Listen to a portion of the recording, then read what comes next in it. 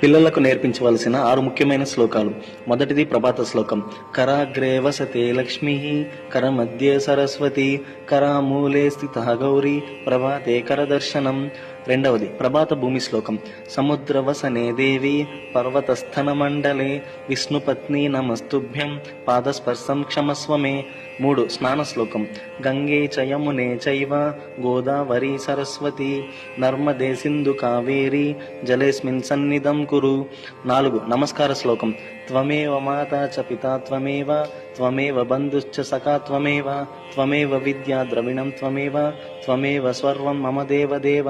5 భోజన పూర్వ శ్లోకం. అహం వైశ్వానరో భూత్వా ప్రాణినాం దేహమాశ్రితః, ప్రాణాపాన సమాయుక్తః, పచామ్యన్నం చతుర్విధం.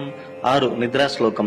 కాయేన వాచా మనసేంద్రియైర్వా, బుద్ధ్యాత్మనా వా ప్రకృతి స్వభావాత్, కరోమి యద్యత్ సకలం పరస్మై నారాయణాయేతి సమర్పయామి. ఇటువంటి మరెన్నో విషయాల కోసం మన ఛానల్ని సబ్స్క్రైబ్ మరియు ఫాలో చేయండి.